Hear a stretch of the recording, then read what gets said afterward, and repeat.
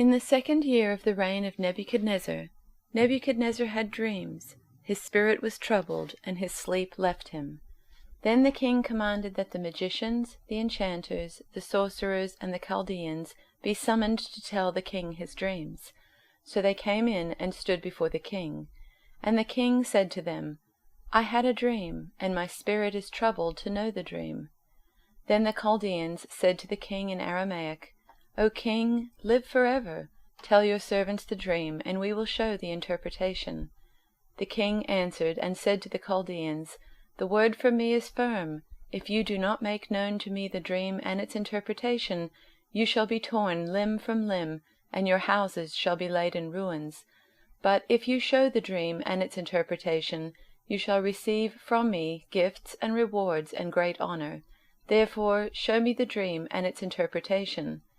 They answered a second time and said, Let the king tell his servants the dream, and we will show its interpretation. The king answered and said, I know with certainty that you are trying to gain time, because you see that the word from me is firm. If you do not make the dream known to me, there is but one sentence for you. You have agreed to speak lying and corrupt words before me till the times change. Therefore tell me the dream, and I shall know that you can show me its interpretation. The Chaldeans answered the king and said, There is not a man on earth who can meet the king's demand, for no great and powerful king has asked such a thing of any magician or enchanter or Chaldean. The thing that the king asks is difficult, and no one can show it to the king except the gods, whose dwelling is not with flesh. Because of this the king was angry and very furious, and commanded that all the wise men of Babylon be destroyed. So the decree went out, and the wise men were about to be killed, and they sought Daniel and his companions to kill them. Then Daniel replied with prudence and discretion to Arioch, the captain of the king's guard, who had gone out to kill the wise men of Babylon. He declared to Arioch, the king's captain, Why is the decree of the king so urgent? Then Arioch made the matter known to Daniel, and Daniel went in and requested the king to appoint him a time, that he might show the interpretation to the king. Then Daniel went to his house, and made the matter known to Hananiah, Mishael, and Azariah his companions, and told them to seek mercy from the God of heaven concerning this mystery, so that Daniel and his companions might not be destroyed with the rest of the wise men of Babylon. Then the mystery was revealed to Daniel in a vision of the night. Then Daniel blessed the God of heaven. Daniel answered and said, Blessed be the name of God for ever and ever, to whom belong wisdom and might. He changes times and seasons. He removes kings and sets up kings. He gives wisdom to the wise and knowledge to those who have understanding. He reveals deep and hidden things.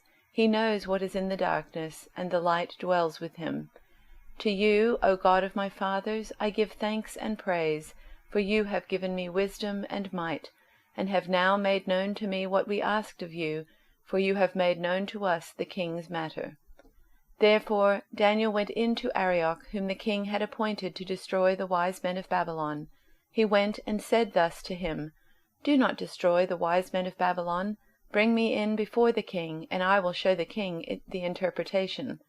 Then Arioch brought in Daniel before the king in haste, and said thus to him, I have found among the exiles from Judah a man who will make known to the king the interpretation.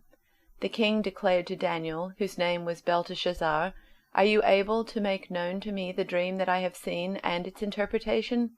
Daniel answered the king and said, No wise men, enchanters, magicians, or astrologers can show to the king the mystery that the king has asked, but there is a God in heaven who reveals mysteries, and he has made known to King Nebuchadnezzar what will be in the latter days. Your dream and the visions of your head as you lay in bed are these. To you, O king, as you lay in bed, came thoughts of what would be after this, and he who reveals mysteries made known to you what is to be. But as for me, this mystery has been revealed to me, not because of any wisdom that I have more than all the living, but in order that the interpretation may be made known to the king, and that you may know the thoughts of your mind. You saw, O king, and behold, a great image. This image, mighty and of exceeding brightness, stood before you, and its appearance was frightening. The head of this image was of fine gold, its chest and arms of silver, its middle and thighs of bronze, its legs of iron, its feet partly of iron and partly of clay.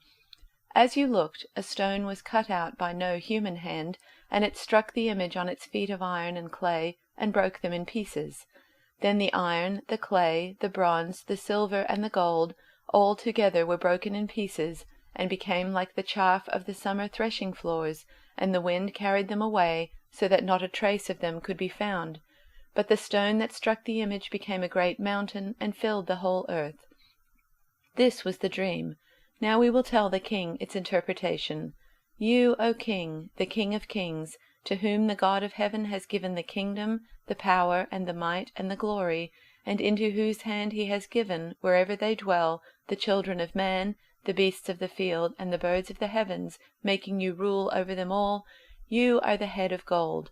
Another kingdom inferior to you shall arise after you, and yet a third kingdom of bronze, which shall rule over all the earth.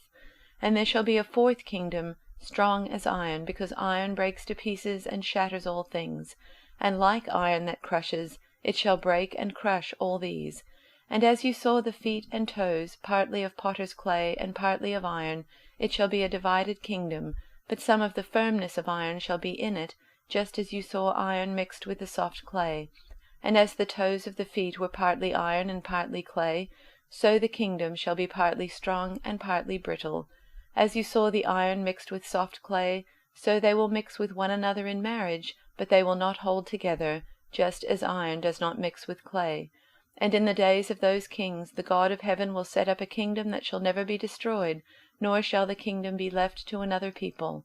It shall break in pieces all these kingdoms and bring them to an end, and it shall stand forever, just as you saw that a stone was cut from a mountain by no human hand, and that it broke in pieces the iron, the bronze, the clay, the silver, and the gold. A great God has made known to the king what shall be after this. The dream is certain, and its interpretation sure. Then King Nebuchadnezzar fell upon his face, and paid homage to Daniel, and commanded that an offering and incense be offered up to him. The king answered and said to Daniel, Truly your God is God of gods, and Lord of kings, and a revealer of mysteries, for you have been able to reveal this mystery. Then the king gave Daniel high honors and many great gifts, and made him ruler over the whole province of Babylon, and chief prefect over all the wise men of Babylon. Daniel made a request of the king, and he appointed Shadrach, Meshach, and Abednego over the affairs of the province of Babylon. But Daniel remained at the king's court.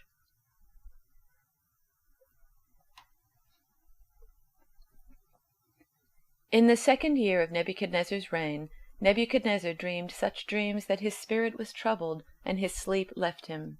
So the king commanded that the magicians, the enchanters, the sorcerers, and the Chaldeans be summoned to tell the king his dreams. When they came in and stood before the king, he said to them, I have had such a dream that my spirit is troubled by the desire to understand it. The Chaldeans said to the king, in Aramaic, O king, live forever. Tell your servants the dream, and we will reveal the interpretation. The king answered the Chaldeans, This is a public decree. If you do not tell me both the dream and its interpretation, you shall be torn limb from limb, and your houses shall be laid in ruins. But if you do tell me the dream and its interpretation, you shall receive from me gifts and rewards and great honor. Therefore tell me the dream and its interpretation. They answered a second time, Let the king first tell his servants the dream, then we can give its interpretation. The king answered, I know with certainty that you are trying to gain time, because you see I have firmly decreed. If you do not tell me the dream, there is but one verdict for you. You have agreed to speak lying and misleading words to me until things take a turn. Therefore tell me the dream, and I shall know that you can give me its interpretation. The Chaldeans answered the king, There is no one on earth who can reveal what the king demands. In fact, no king, however great and powerful, has ever asked such a thing of any magician or enchanter or Chaldean. The thing that the king is asking is too difficult, and no one can reveal it to the king except the gods whose dwelling is not with mortals. Because of this, the king flew into a violent rage, and commanded that all the wise men of Babylon be destroyed. The decree was issued, and the wise men were about to be executed, and they looked for Daniel and his companions to execute them. Then Daniel responded with prudence and discretion to Arioch, the king's chief executioner, who had gone out to execute the wise men of Babylon. He asked Arioch, the royal official, "Why is the decree of the king so urgent?" Arioch then explained the matter to Daniel. So Daniel went in and requested that the king give him time, and he would tell the king the interpretation. Then Daniel went to his home and informed his companions, Hananiah, Mishael, and Azariah, and told them to seek mercy from the God of heaven concerning this mystery, so that Daniel and his companions with the rest of the wise men of Babylon might not perish. Then the mystery was revealed to Daniel in a vision of the night, and Daniel blessed the God of heaven. Daniel said, "Blessed be the name of God from age to age, for wisdom and power are his. He changes times and seasons, deposes kings, and sets up kings. He gives wisdom to the wise, and knowledge to those who have understanding. He reveals deep and hidden things. He knows what is in the darkness, and light dwells with him. To you, O God of my ancestors, I give thanks and praise, for you have given me wisdom and power, and have now revealed to me what we asked of you, for you have revealed to us what the king ordered." Therefore Daniel went to Arioch, whom the king had appointed to destroy the wise men of Babylon, and said to him, "Do not destroy the wise men of Babylon. Bring me in before the king, and I will give the king the interpretation." Then Arioch quickly brought Daniel before the king, and said to him, "I have found among the exiles from Judah a man who can tell the king the interpretation." The king said to Daniel, whose name was Belteshazzar, "Are you able to tell me the dream that I have seen, and its interpretation?" Daniel answered the king, "No wise men, enchanters, magicians, or diviners can show to the king the mystery that the king is asking. But there is a God in heaven who reveals mysteries, and he has disclosed to King Nebuchadnezzar what will happen at the end of days. Your dream and the visions of your head as you lay in bed were these. To you, O king, as you lay in bed, came thoughts of what would be hereafter, and the revealer of mysteries disclosed to you what is to be.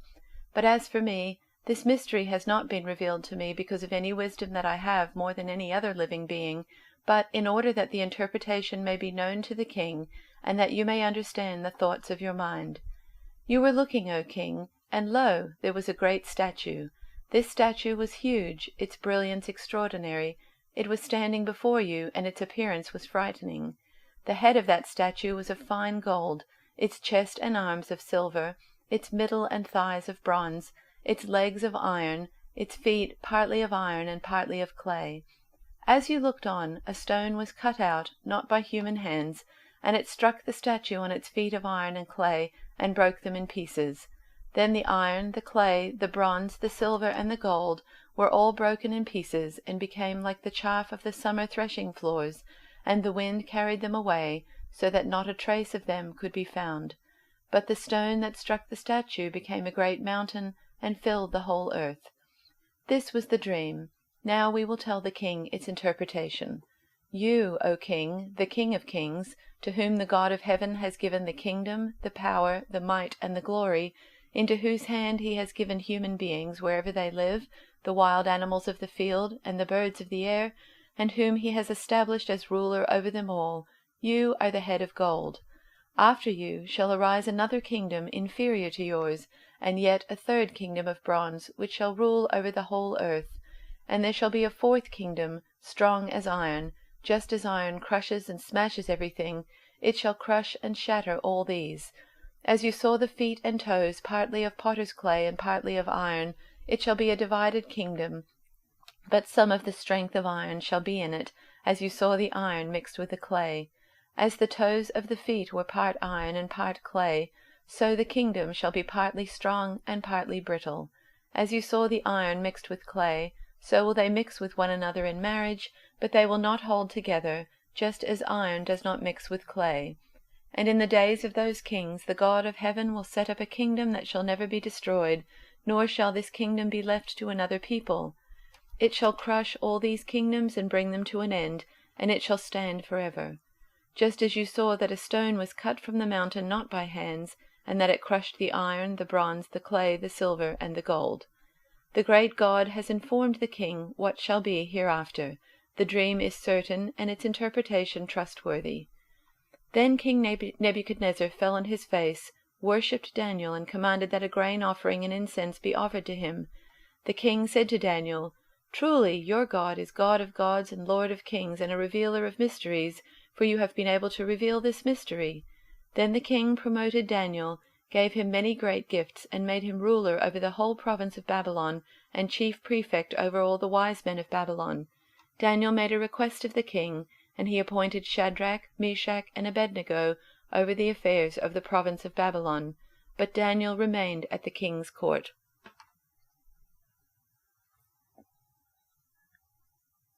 In the 2nd year of his reign, Nebuchadnezzar had dreams. His mind was troubled, and he could not sleep. So the king summoned the magicians, enchanters, sorcerers, and astrologers to tell him what he had dreamed.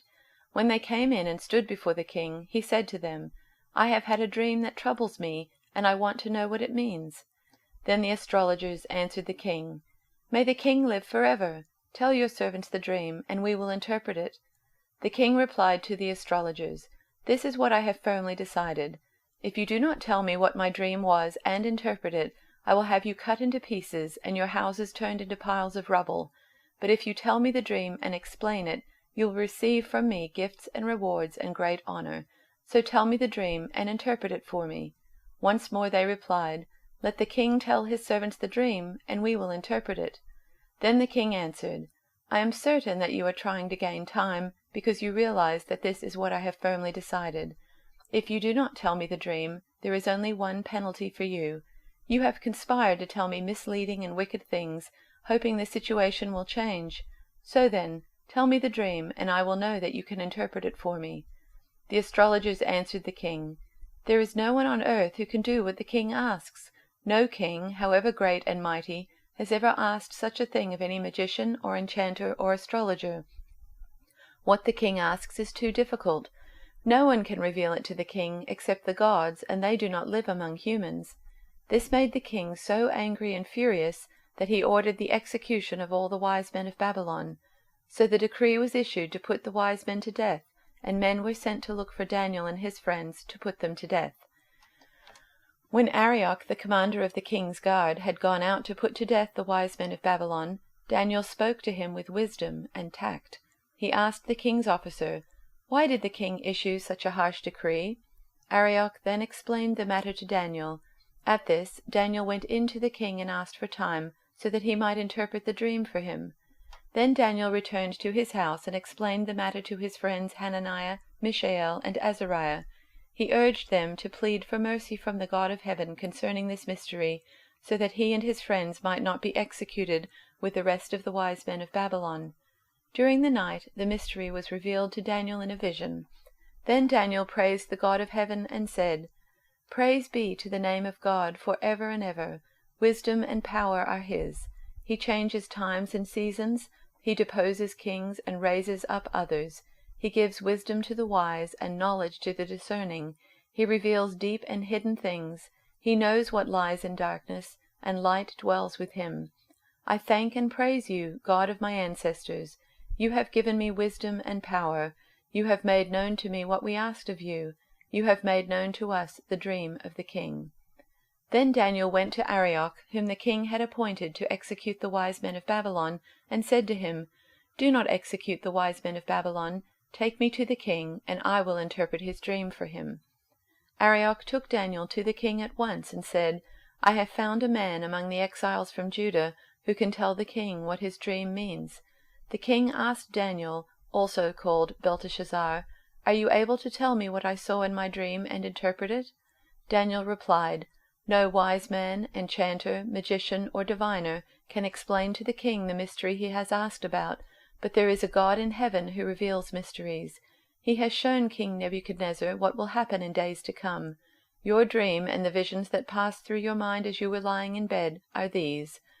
As your majesty was lying there, your mind turned to things to come, and the revealer of mysteries showed you what is going to happen. As for me, this mystery has been revealed to me, not because I have greater wisdom than anyone else alive, but so that your majesty may know the interpretation, and that you may understand what went through your mind.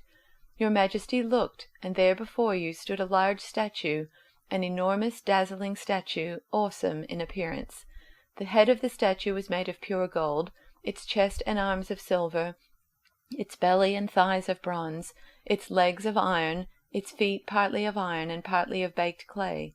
While you were watching, a rock was cut out, but not by human hands.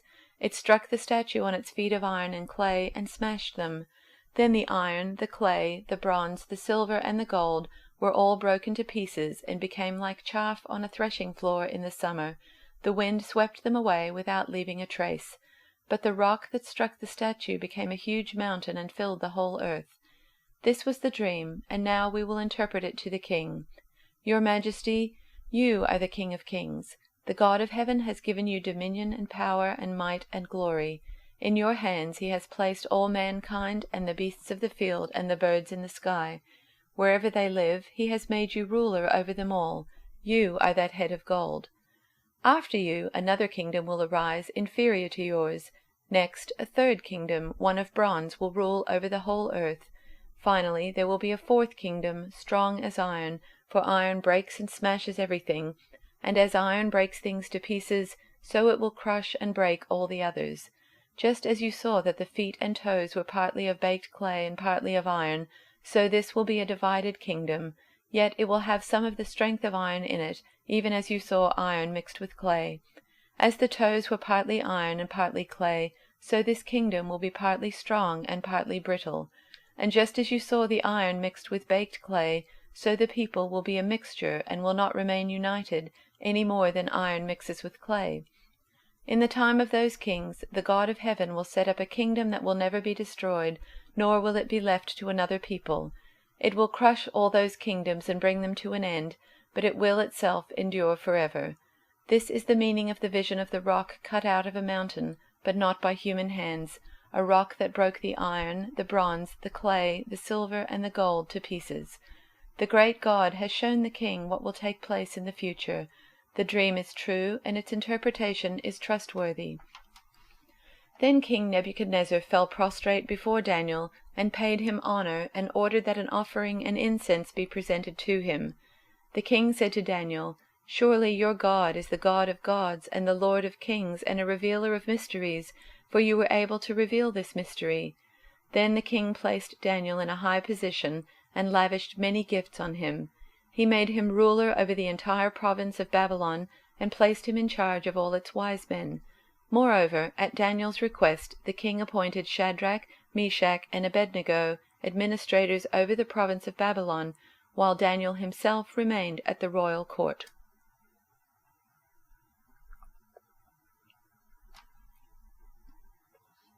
One night, during the 2nd year of his reign, Nebuchadnezzar had such disturbing dreams that he couldn't sleep.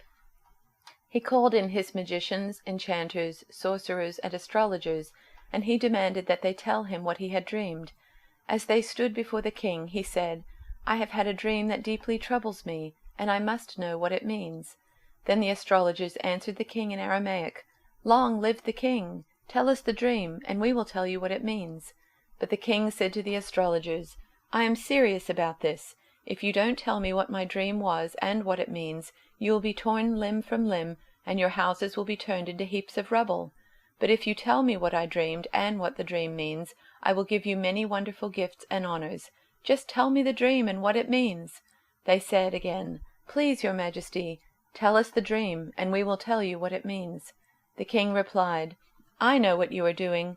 You're stalling for time because you know I am serious when I say, if you don't tell me the dream, you are doomed. So you have conspired to tell me lies, hoping I will change my mind. But tell me the dream, and then I'll know that you can tell me what it means." The astrologers replied to the king, "No one on earth can tell the king his dream, and no king, however great and powerful, has ever asked such a thing of any magician, enchanter, or astrologer. The king's demand is impossible. No one except the gods can tell you your dream, and they do not live here among people." The king was furious when he heard this, and he ordered that all the wise men of Babylon be executed. And because of the king's decree, men were sent to find and kill Daniel and his friends. When Arioch, the commander of the king's guard, came to kill them, Daniel handled the situation with wisdom and discretion.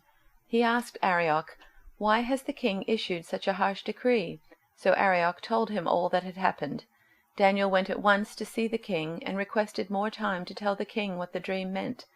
Then Daniel went home and told his friends Hananiah, Mishael, and Azariah what had happened. He urged them to ask the God of heaven to show them his mercy by telling them the secret, so they would not be executed along with the other wise men of Babylon. That night the secret was revealed to Daniel in a vision. Then Daniel praised the God of heaven. He said, "Praise the name of God for ever and ever, for he has all wisdom and power. He controls the course of world events. He removes kings and sets up other kings. He gives wisdom to the wise and knowledge to the scholars. He reveals deep and mysterious things, and knows what lies hidden in darkness, though he is surrounded by light. I thank and praise you, God of my ancestors, for you have given me wisdom and strength. You have told me what we asked of you, and revealed to us what the king demanded." Then Daniel went in to see Arioch, whom the king had ordered to execute the wise men of Babylon. Daniel said to him, "Don't kill the wise men. Take me to the king, and I will tell him the meaning of his dream." Arioch quickly took Daniel to the king and said, "I have found one of the captives from Judah who will tell the king the meaning of his dream." The king said to Daniel, also known as Belteshazzar, "Is this true? Can you tell me what my dream was and what it means?" Daniel replied, "There are no wise men, enchanters, magicians, or fortune-tellers who can reveal the king's secret, but there is a God in heaven who reveals secrets, and he has shown King Nebuchadnezzar what will happen in the future. Now I will tell you your dream and the visions you saw as you lay on your bed. While your majesty was sleeping, you dreamed about coming events. He who reveals secrets has shown you what is going to happen, and it is not because I am wiser than anyone else that I know the secret of your dream, but because God wants you to understand what was in your heart. In your vision, your majesty, you saw standing before you a huge shining statue of a man. It was a frightening sight. The head of the statue was made of fine gold, its chest and arms were silver, its belly and thighs were bronze, its legs were iron, and its feet were a combination of iron and baked clay. As you watched, a rock was cut from a mountain, but not by human hands. It struck the feet of iron and clay, smashing them to bits. The whole statue was crushed into small pieces of iron, clay, bronze, silver, and gold. Then the wind blew them away without a trace, like chaff on a threshing floor. But the rock that knocked the statue down became a great mountain that covered the whole earth. That was the dream. Now we will tell the king what it means. Your majesty, you are the greatest of kings. The God of heaven has given you sovereignty, power, strength, and honor. He has made you the ruler over all the inhabited world, and has put even the wild animals and birds under your control. You are the head of gold. But after your kingdom comes to an end, another kingdom, inferior to yours, will rise to take your place. After that kingdom has fallen, yet a third kingdom, represented by bronze, will rise to rule the world. Following that kingdom, there will be a fourth one, as strong as iron. That kingdom will smash and crush all previous empires, just as iron smashes and crushes everything it strikes. The feet and toes you saw were a combination of iron and baked clay, showing that this kingdom will be divided. Like iron mixed with clay, it will have some of the strength of iron, but while some parts of it will be as strong as iron, other parts will be as weak as clay. This mixture of iron and clay also shows that these kingdoms will try to strengthen themselves by forming alliances with each other through intermarriage, but they will not hold together, just as iron and clay do not mix. During the reigns of those kings, the God of heaven will set up a kingdom that will never be destroyed or conquered. It will crush all these kingdoms into nothingness, and it will stand forever. That is the meaning of the rock cut from the mountain, though not by human hands, that crushed to pieces the statue of iron, bronze, clay, silver, and gold. The great God was showing the king what will happen in the future. The dream is true, and its meaning is certain. Then King Nebuchadnezzar threw himself down before Daniel and worshipped him, and he commanded his people to offer sacrifices and burn sweet incense before him. The king said to Daniel, "Truly your God is the greatest of gods, the Lord over kings, a revealer of mysteries, for you have been able to reveal this secret." Then the king appointed Daniel to a high position, and gave him many valuable gifts. He made Daniel ruler over the whole province of Babylon, as well as chief over all his wise men.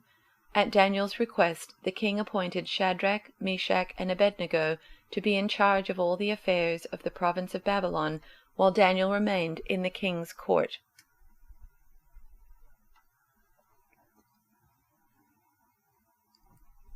In the 2nd year of his reign, King Nebuchadnezzar started having dreams that disturbed him deeply. He couldn't sleep. He called in all the Babylonian magicians, enchanters, sorcerers, and fortune-tellers to interpret his dreams for him. When they came and lined up before the king, he said to them, "I had a dream that I can't get out of my mind. I can't sleep until I know what it means." The fortune-tellers, speaking in the Aramaic language, said, "Long live the king! Tell us the dream, and we will interpret it." The king answered the fortune-tellers, "This is my decree. If you can't tell me both the dream itself and its interpretation, I'll have you ripped to pieces, limb from limb, and your homes torn down. But if you tell me both the dream and its interpretation, I'll lavish you with gifts and honors. So go to it. Tell me the dream and its interpretation." They answered, "If it please your majesty, tell us the dream. We'll give the interpretation." But the king said, "I know what you're up to. You're just playing for time. You know you're up a tree. You know that if you can't tell me my dream, you're doomed. I see right through you. You're going to cook up some fancy stories and confuse the issue until I change my mind. Nothing doing. First tell me the dream, then I'll know that you're on the up and up with the interpretation and not just blowing smoke in my eyes." The fortune-tellers said, "Nobody anywhere can do what you ask, and no king, great or small, has ever demanded anything like this from any magician, enchanter, or fortune-teller. What you're asking is impossible, unless some god or goddess should reveal it, and they don't hang around with people like us." That set the king off. He lost his temper and ordered the whole company of Babylonian wise men killed. When the death warrant was issued, Daniel and his companions were included. They also were marked for execution. When Arioch, chief of the royal guards, was making arrangements for the execution, Daniel wisely took him aside and quietly asked what was going on. Why this all of a sudden? After Arioch filled in the background, Daniel went to the king and asked for a little time so that he could interpret the dream. Daniel then went home and told his companions Hananiah, Mishael, and Azariah what was going on. He asked them to pray to the God of heaven for mercy in solving this mystery, so that the 4 of them wouldn't be killed along with the whole company of Babylonian wise men. That night, the answer to the mystery was given to Daniel in a vision. Daniel blessed the God of heaven, saying, "Blessed be the name of God for ever and ever. He knows all, does all. He changes the seasons and guides history. He raises up kings and also brings them down. He provides both intelligence and discernment.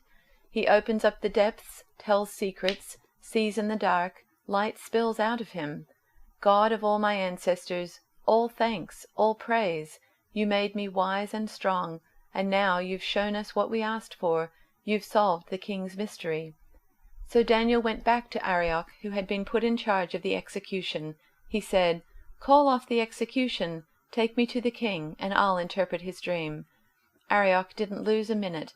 He ran to the king, bringing Daniel with him, and said, "I've found a man from the exiles of Judah who can interpret the king's dream." The king asked Daniel, renamed in Babylonian Belteshazzar, "Are you sure you can do this? Tell me the dream I had and interpret it for me." Daniel answered the king, "No mere human can solve the king's mystery. I don't care who it is, no wise man, enchanter, magician, diviner.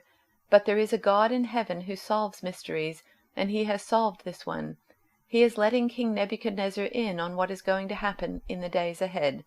This is the dream you had when you were lying on your bed, the vision that filled your mind. While you were stretched out on your bed, O king, thoughts came to you regarding what is coming in the days ahead. The revealer of mysteries showed you what will happen, but the interpretation is given through me, not because I'm any smarter than anyone else in the country, but so that you will know what it means, so that you will understand what you dreamed. What you saw, O king, was a huge statue standing before you, striking in appearance, and terrifying. The head of the statue was pure gold, the chest and arms were silver, The belly and hips were bronze, the legs were iron, and the feet were an iron-ceramic mixture. While you were looking at this statue, a stone cut out of a mountain by an invisible hand hit the statue, smashing its iron-ceramic feet. Then the whole thing fell to pieces, iron, tile, bronze, silver, and gold, smashed to bits. It was like scraps of old newspapers in a vacant lot in a hot, dry summer, blown every which way by the wind, scattered to oblivion. But the stone that hit the statue became a huge mountain, dominating the horizon. This was your dream. And now we'll interpret it for the king. You, O king, are the most powerful king on earth. The God of heaven has given you the works, rule, power, strength, and glory. He has put you in charge of men and women, wild animals and birds, all over the world. You're the head ruler, you are the head of gold. But your rule will be taken over by another kingdom, inferior to yours, and that one by the third, a bronze kingdom, but still ruling the whole land, and after that by a fourth kingdom, iron-like in strength. Just as iron smashes things to bits, breaking and pulverizing, it will bust up the previous kingdoms. But then the feet and toes that ended up as a mixture of ceramic and iron will deteriorate into a mongrel kingdom with some remains of iron in it. Just as the toes of the feet were part ceramic and part iron, it will end up a mixed bag of the breakable and unbreakable. That kingdom won't bond, won't hold together any more than iron and clay hold together. But throughout the history of these kingdoms, the God of heaven will be building a kingdom that will never be destroyed, nor will this kingdom ever fall under the domination of another. In the end it will crush the other kingdoms and finish them off, and come through it all standing strong and eternal. It will be like the stone cut from the mountain by the invisible hand that crushed the iron, the bronze, the ceramic, the silver, and the gold. The great God has let the king know what will happen in the years to come. This is an accurate telling of the dream, and the interpretation is also accurate. When Daniel finished, King Nebuchadnezzar fell on his face in awe before Daniel. He ordered the offering of sacrifices and burning of incense in Daniel's honor. He said to Daniel, "Your God is beyond question the God of all gods, the master of all kings, and he solves all mysteries, I know, because you've solved this mystery." Then the king promoted Daniel to a high position in the kingdom, lavished him with gifts, and made him governor over the entire province of Babylon, and the chief in charge of all the Babylonian wise men. At Daniel's request, the king appointed Shadrach, Meshach, and Abednego to administrative posts throughout Babylon, while Daniel governed from the royal headquarters.